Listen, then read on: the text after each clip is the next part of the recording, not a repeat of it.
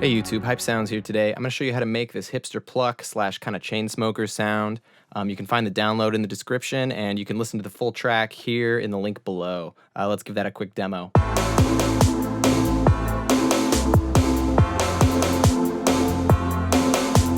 And here's the sound alone.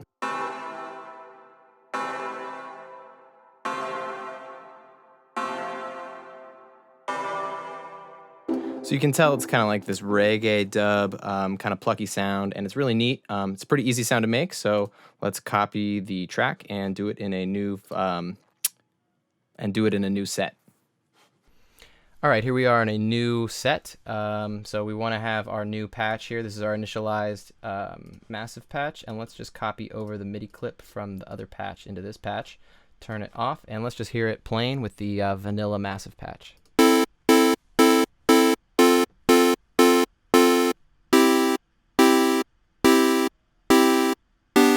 So first you can tell that the dynamics of the sound are really poor. We want it to be this plucky sound instead of just an on sound. So the first thing we're going to go do is let's initialize the patch just so you can see.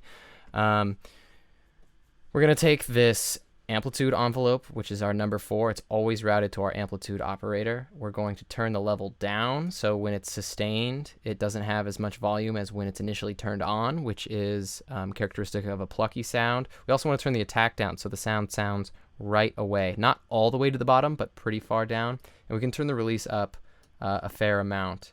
Turn the decay down just a bit to give it some plucky characteristic. And so that really takes care of the time domain of things. So we're concerned with how the amplitude of the sound changes over time. Our dynamic range is the difference between our loudest and the softest parts of our sound. So this pluck has quite a bit of dynamic range.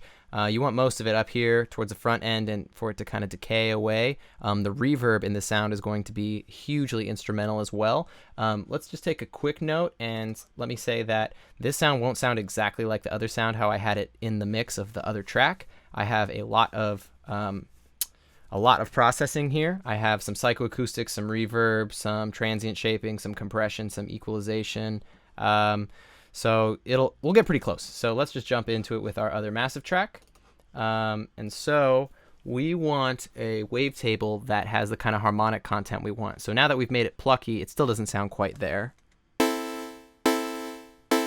So it sounds really saw-y. Because it's on the saw wave, surprise, surprise. So what we want is the screamer. So that's the one that I found to be the most, not harmonically stable, but the most fitting for this kind of sound. So we also want to change the wavetable position. This just modulates the wavetable or the waveform and the harmonic content as though you were modulating between your square and your saw wave. It's just one of the snapshots of the screamer wave that we like.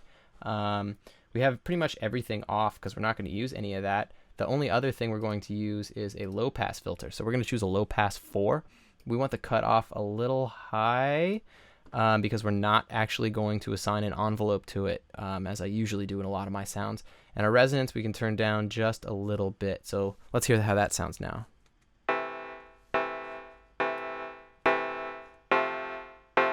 So we're getting pretty close. We'll have to listen to it and dial it in a little bit more.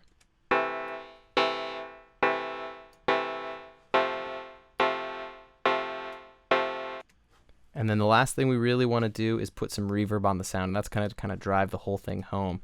So we want to dial down the dry wet a little bit. So we have mostly the dry signal of the sound coming through with just a little bit of reverb mixed in there. And the size we can pretty much leave alone. So that should get us pretty close.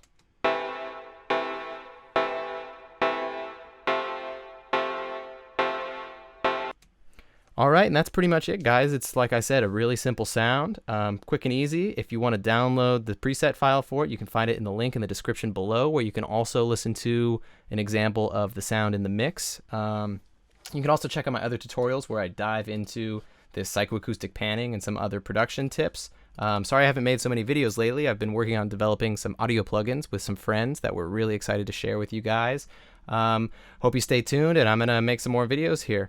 Hype Sounds out.